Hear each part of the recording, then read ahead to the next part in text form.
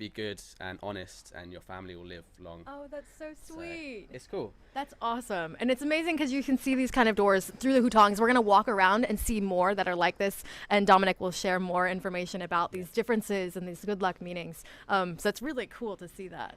There is one, and one more thing I forgot to mention I want to point out, because they're on lots of doorways, lots of temples, which are these, which are the stoppers, which... So why is that there? Yeah, they're not trippy-uppy thingies, which... I was going to say, I think I would just trip on that walking inside. Happens a lot, but they're for bad spirits. So not just any spirits, the bad spirits. Good spirits can go in and out, but this stops bad spirits, because if you do bad things in your life, apparently in the Chinese afterlife, you have your knees taken away. So you can't step, you can't jump.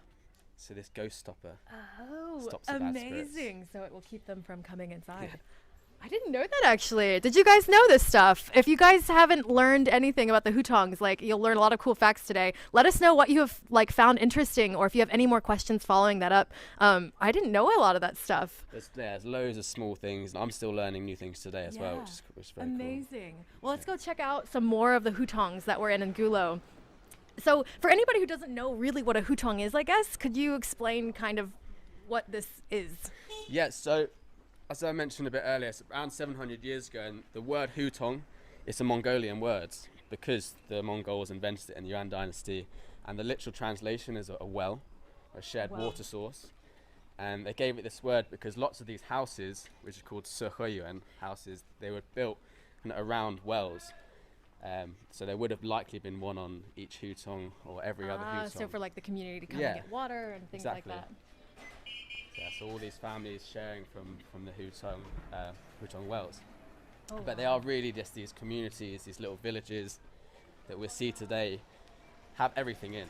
So it's like a village within a city. Yeah, because you can find everything in here. You'll find schools, you can find hospitals, pharmacies, markets, everything is inside.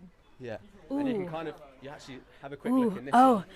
We're gonna come look over at this one really fast, because it is like really deep inside these Hutongs. They go quite deep, right?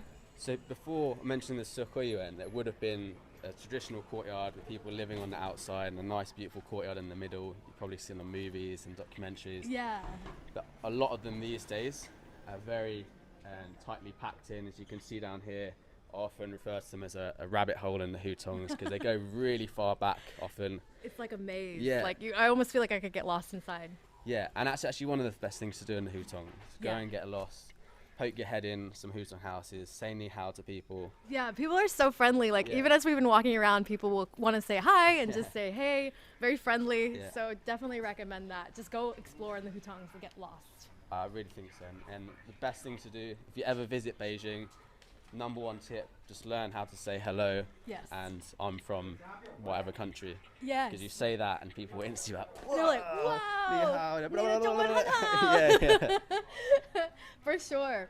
So we have a few comments. Hello all. Thanks for showing us the Hutongs. Maria says, how is the life in China for you? I love China, but I've never been there. I hope to go one day. How is your life in China, Dominic? I mean, I absolutely love it, and I'm a person who doesn't do things unless they're for loved ones or something. I won't do things that I don't enjoy. Yes. So I'm only in China because I've enjoyed life here. My mate Campbell and I, he actually kind of planted the idea to come to China in my mind, and we were planned to be here for a year and then go to South America. Yeah, same with you? Yeah, same. I just planned to be here for 1 year, and I think many people come here with that idea, and then you end up staying longer. Yeah, exactly. Yeah. So yeah, not long after I stayed, I knew I wanted to be here for a bit longer. And yeah, now 4 years going anywhere. Yeah, which is amazing. So tell us more about like this e-bike, the tours, and also what do you do with that, and how does that help other expats kind of and locals as well find cultural activity? Yeah, so I mean, our Beijing, it's really all about having fun, and also people know more about history and culture and life of Beijing. And so all of our experiences, not just the e-bike experiences, our jianbing workshops, our mahjong classes, our food tours. In China is amazing. So you definitely have to try some of these workshops where you can actually learn how to make the jianbing. the jianbing, let us know in the comments. It's such a good Chinese breakfast food, and learning how to make that is a unique experience. And you can make it at home. Ooh. So Ooh. Fun fact, so even if you're not in China, for those of you who are watching elsewhere, you can also learn to make these things, these Chinese culinary traditions at home, which is awesome. Watching today, let us know in the comments where you are from and where you're watching from. As you guys know, I'm from Texas, so many hi guys, and Dominic is from England, so if anybody's watching from England, let us know as well. With our Beijing. So yeah, really all about taking people around in Beijing, really, and because that's also what it's all about. Because, and that's, I've said it before, that's the reason it's worked so to do, and people can see that. So that's why it's so enjoyable for all of us. For sure, and I think that's so cool that you can have that local perspective. That you're like, hey, I've lived here for a while. I can show you what I like doing. I've shown you like some. It's difficult, I think, coming to Beijing, and if you don't know some of the local places to go, so it's nice to have a guide, somebody who knows some. Especially even our guests that have lived in Beijing, we've had some people that lived here for 15 years and learn something new. Wow. And for me to do that after being here for a few years, I'm quite happy with that. You're like, okay. It's quite, when they say that, and it's really nice hearing feedback from all the guests and seeing the smiles at the end, so it's a lot of fun. That's amazing. Yeah, that's great. And like I love the Hutong areas as well. I think it's so amazing the things that you can see before it's morning time. It's a very active time in the Hutongs. You'll see lots of people are walking around right now, and it's really beautiful. You can take a look and see these beautiful flowers. It's springtime now, almost summer, so it's very great. Yeah, and you mentioned all the flowers and the greenery, and actually I really love that about the Hutongs as well. There are a lot of trees, and officially a lot of these trees are protected now as well. Yes. So like our partner's culture yard, they have 2 trees in their Chinese school in the Hutongs, which are actually pretty inconvenient because they go through the roof, and when it rains it goes through. You like drip inside. Yeah, but they're super cool, and like, oh, these cool trees. Yeah. It adds character. It adds so much, and it adds like liveliness, and it just feels. Comments for you, Dominic. Michelle said you speak nice Mandarin, Dominic. So how's your Mandarin? So I'm like this with my Mandarin. So I go up and down, up and down. I've done some intensives at Culture Yard. Okay. And like 5 hours a day. And at the moment I'm on kind of a slope like this because I've been quite busy with lots of other things. So it's difficult. Trying to fit it in. For sure. So if you're walking down the Hutong Street though, and somebody's like, how could you like chat with them a bit? Yeah, and honestly that's been a game changer for me. That's one of the reasons that I've been staying in Beijing, because being able to communicate with people here is very cool. Yeah, it adds such a special connection when you can meet some of the local people, and even just a simple connection about like, have you eaten today? You know, Chifan Lama, and just asking about like your day, and they ask where you're. Really cool way to meet some local people in Beijing and have that kind of connection with them. Yeah, it's been really nice, and now I actually have some friends that don't speak English, only speak Chinese, so it's nice to have that connection with some people. Yeah, for sure. Yeah. Guys, definitely ask Dominic any questions if you have anything you would like to know about Beijing as we're walking. As you can see, he's very informative, the history and the culture here, and he also has just a lot of interesting things he enjoys doing. He plays football here in Beijing, so he can tell us more about that, but it's just really cool that you can have such an active lifestyle here in Beijing with other social events as well. Yeah, I think that's just spot on with that, having an active lifestyle and being actually able to do new things pretty much every week, or go out to the mountains on a beautiful hike, or go and play Zorb football, which if you ever played that. Go rock climbing or go swimming in a lake. It's quite active. There's so many amazing things you can do in Beijing, for sure.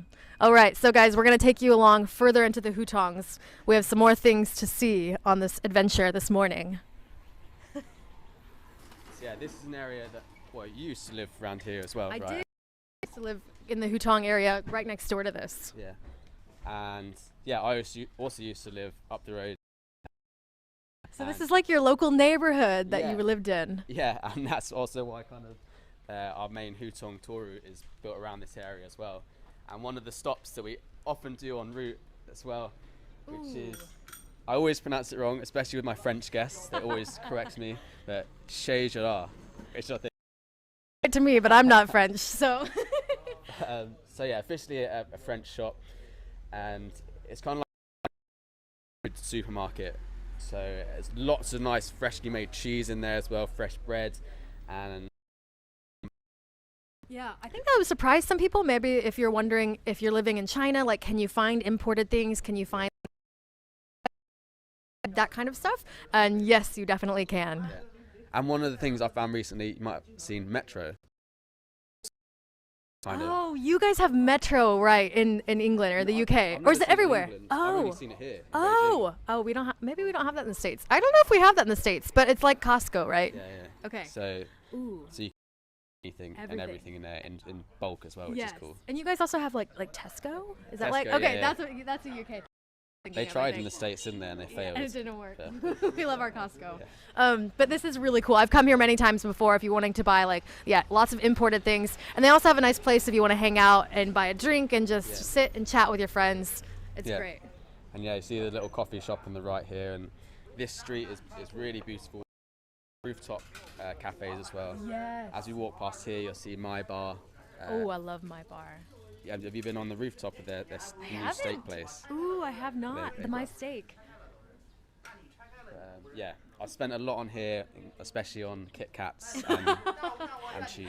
Some local Yeah. imported Yeah. candy. For sure.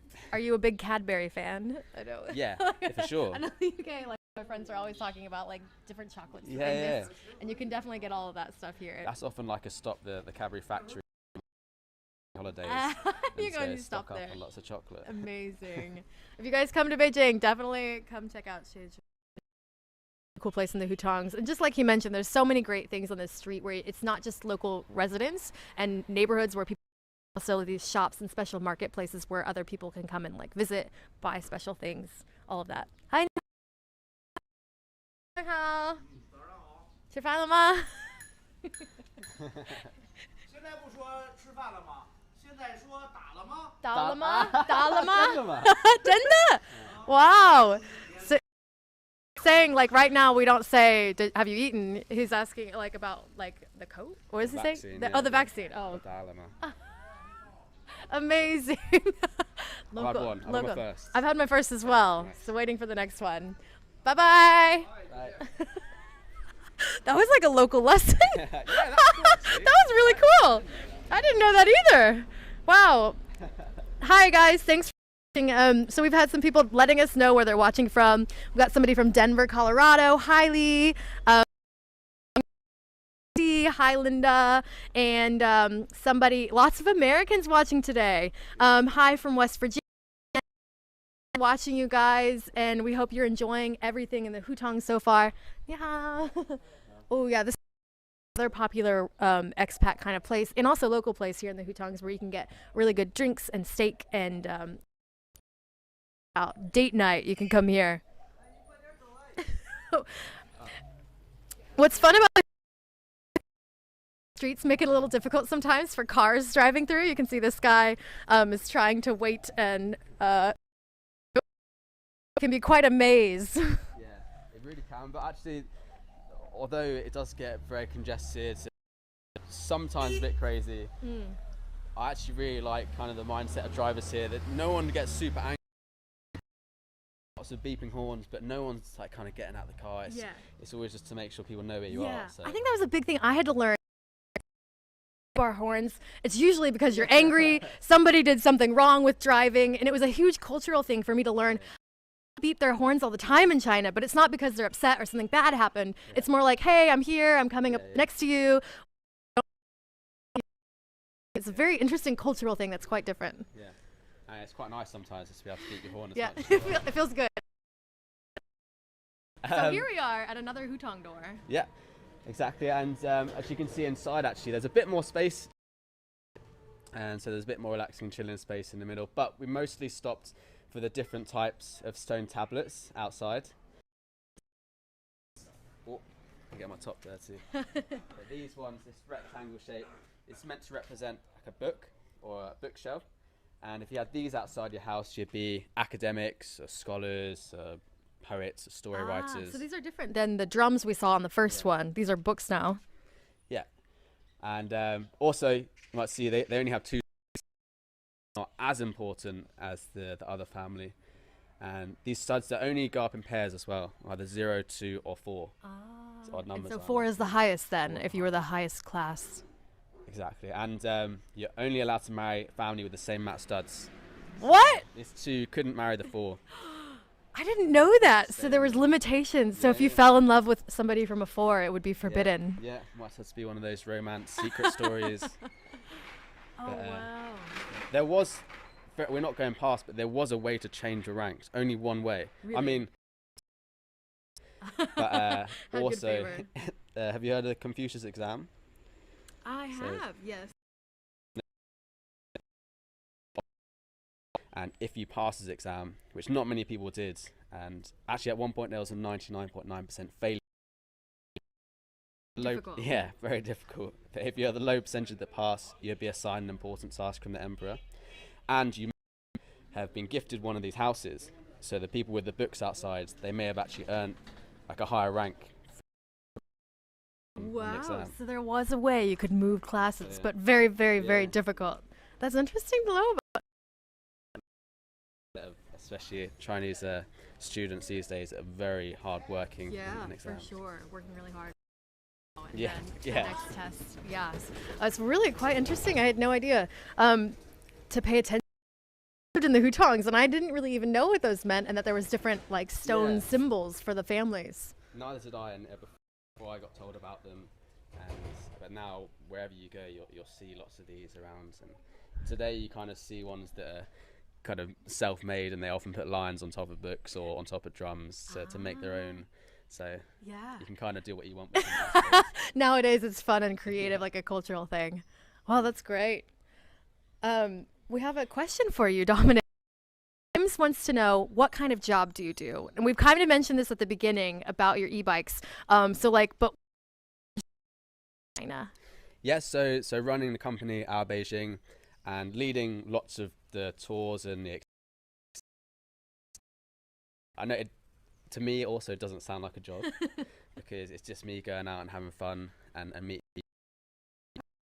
thing though, and I think what everybody hopes for, like a job that you love and enjoy doing so much. So I feel like that's amazing, and you're just that's so cool. I think it's awesome. Yeah, it's cool. I feel very lucky to be able to have done this and be able to actually set up and register a business in Beijing.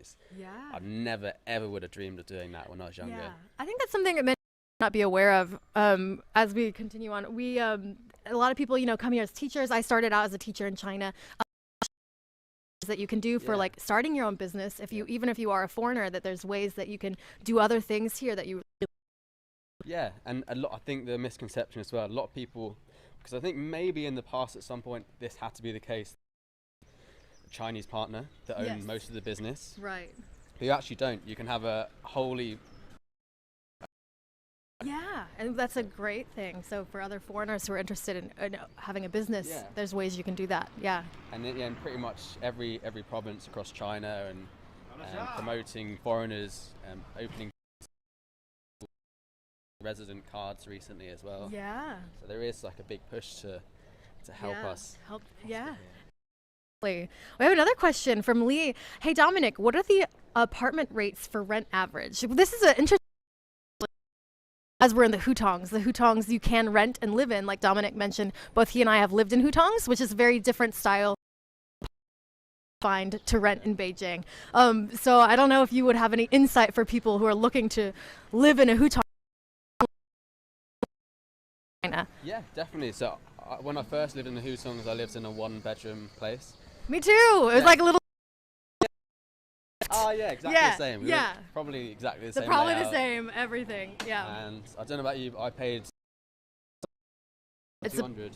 I paid 5,800 at first. What's that in dollars? Oh geez. If you guys could do a quick conversion for us, help me out. Because usually in the Hutongs you can 1,000 RMB upwards, and I can't remember the.